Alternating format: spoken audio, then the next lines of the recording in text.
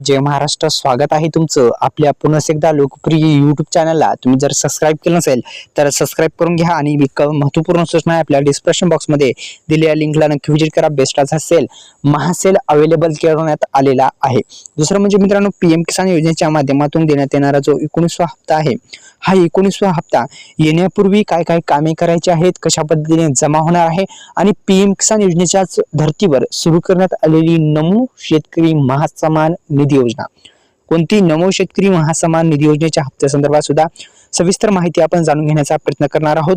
प्रधानमंत्री नरेंद्र मोदी यांच्या बिहारमधील एका कार्यक्रमातून देशातील कोट्यावधी शेतकऱ्यांना 2000 रुपयाचा जो हप्ता आहे तो ट्रान्सफर करण्यात येणार आहे। अशा परिस्थितीत जर तुम्हाला 19व्या हप्त्याचे पैसे तुमच्या दुसऱ्या बँक खात्यामध्ये ट्रान्सफर करायचे असतील तर नवीन बँक खात्याची माहिती जोडावी लागणार आहे। मग ती प्रक्रिया कशी करायची या संदर्भात सुद्धा माहिती घेणार आहोत।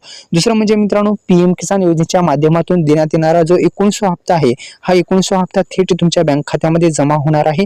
त्यासाठी तुम्हाला आधार कार्डला बँक लिंक असणं गरजेचं आहे।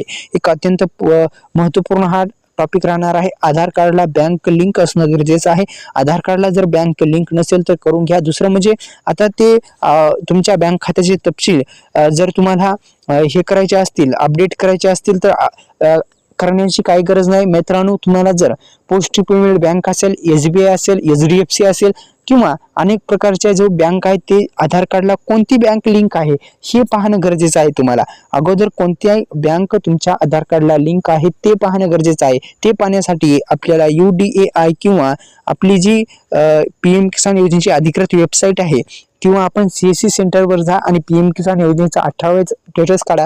कोणत्या बँक मध्ये हप्ता गेलाय ते पहा आणि तीच बँक मध्ये ही 19वा हप्ता पण येणार आहे, 100% येणार आहे। तर मित्रांनो, तुम्हाला समजलं असेल कोणत्या बँकेमध्ये जाणार आहेत पैसे। आता दुसरं मित्रांनो, नमो शेतकरी महासन्मान निधी योजना, या योजनेच्या माध्यमातून आतापर्यंत 5 हप्ते म्हणजे एकंदरीत 10,000 रुपये टाकण्यात आलेले आहेत। दुसरं म्हणजे 19वा हप्ता होता, 19व्या हप्त्याच्या आतापर्यंत 36,000 रुपये टाकण्यात आले, म्हणजे एकंदरीत 18 हप्ते टाकण्यात आलेले आहेत। निश्चितच मित्रांनो, 19वा हप्ता शेतकऱ्यांच्या खात्यामध्ये जमा होणार आहे आणि एकदाच दोन्ही हप्ते मिळण्याची शक्यता वर्तवली जात आहे। मागे पुढे येऊ शकतात पण 100% आता येण्याची शक्यता वर्तवली जात आहे। कृषी मंत्री जे आहेत, केंद्रीय कृषी मंत्री यांनी घोषणा सुद्धा केलेली आहे, मोठी माहिती सुद्धा माध्यमाशी बोलताना दिलेली आहे। आपण सर्वांनी तो व्हिडिओ पाहिलाच असेल। तर मित्रांनो, कोणाला मिळणार नाही लाभ, तर ज्यांची स्वतःची जमीन नाही त्यांना कुटुंबातील एका सदस्याला याचा लाभ मिळणार आहे। दुसरं म्हणजे तुमचे वय 18 वर्षापेक्षा कमी असेल। दुसरं म्हणजे मित्रांनो, तुम्ही जर सरकारी कर्मचारी असाल किंवा अनिवासी भारतीय असाल। दुसरं म्हणजे तुम्हाला कुटुंबातील सदस्याला जे आहे ते 10,000 रुपये पेक्षा जास्त पेन्शन मिळत असेल तर त्याला पण या योजनेचा लाभ मिळणार नाही, इथे असे देण्यात आले आहे। सदर या कोणत्याही सदस्य डॉक्टर, CA किंवा वकील इतर कुटुंबाला बी या योजनेचा लाभ मिळणार नाही। म्हणजे तुम्ही निश्चितच सरकारी कर्मचारी असाल तर तुम्हाला हा योजनेचा लाभ मिळतच नसतं। सर्वांना माहिती आहे। आपल्या YouTube चॅनलला तुम्ही सबस्क्राईब केलं नसेल तर पुन्हा एकदा विनंती आहे, आपल्याला सबस्क्राईब करा आणि डिस्क्रिप्शन बॉक्समध्ये दिलेल्या लिंकला नक्की व्हिजिट करा। धन्यवाद, जय शिवराय।